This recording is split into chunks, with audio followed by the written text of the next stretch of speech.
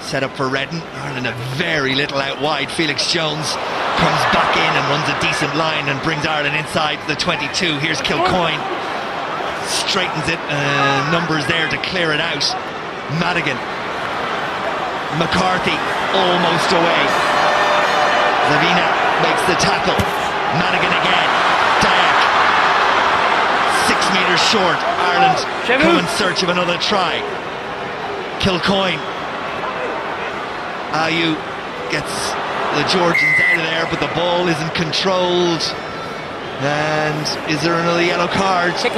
There is, for further infringing when under pressure around the red zone. Georgia, well, down to 14 again. There'll be another 10 minutes in the sin bin, and it's the number 8 who will spend 10 minutes there. Basilia. Well, that's the last thing the Georgians needed, given the pressure that they've been under. I've mentioned already Ireland registering 10 points when Bigadze was in the bin. And interestingly, Ireland going for the scrum as opposed to the line-out that we've seen in the opening half. The Georgians, I'm quite sure, will be happy to defend with just 7 in the scrum. This will be the last action for a number of Irish players. They're 1, 2, 3, 4 with their tracksuits off and ready to come in.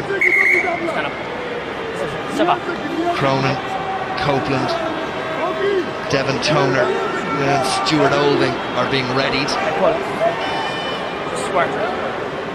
And Georgia, you see, not bringing in one of the backs.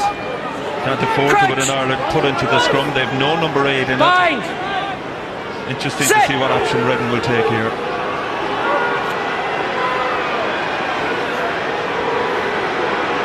Ireland get the nudge on, and it's then presented for Redden, and Gilroy off his shoulder. And 3 metres short. Craig Gilroy has stopped the ball. It's presented. It's not passed to anyone in particular, but finds its way to Madigan and Zebo. Simon Zebo in for Ireland's try.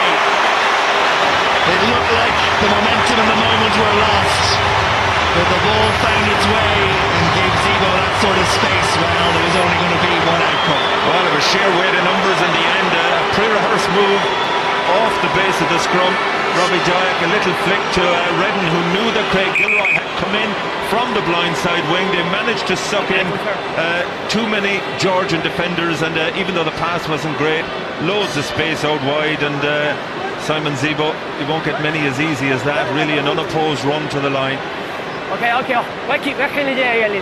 And serious concern for one of the Georgian players as you watch that the stretcher is being called for, and 5 or 6 of the ambulance crew, there you see it, and the Georgian medical staff around him. I have a sense it might be the try scorer, Nzadze. Time's up, Jim. Sure.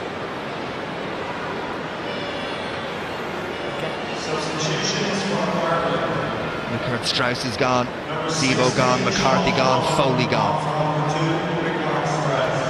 Yeah, it's interesting that both second rows have gone. Devon Toner will obviously come into the second row, but does that mean that Robin Copeland will also go into the second row? He, of course, is getting his first cap. There's Devon Toner. Immense last week. And Olding in for just his second cap in his debut against the USA. Yeah, he's a really promising player, I think, Stuart Olding. Saw him as an out half at under 20 level a number of years ago. As we just look back at the try here, I have no idea what the story is. I can't see where the Georgian player got injured. Gilroy just... it's there. In fact, it's the substitute, Magaladze. I think he's just out cold. Yeah.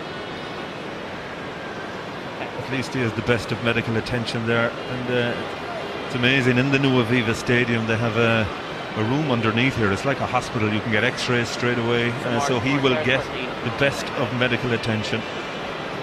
They've got one in the bin, and then you can't replace this guy, so that's their genius. Stuart Olding, I was commenting on there a while ago, he's played a full back and in the centre for Ulster.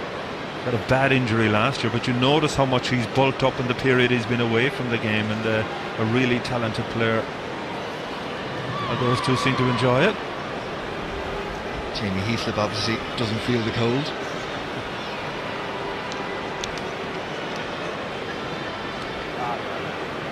Delays like this, of course, don't do anything for either side, and a bitterly cold wind. Discussion there between the midfield backs. The two centres are there, so Stuart Holding. Interesting to see where he lines up. All the right procedures and time required for Lasha Malogardze.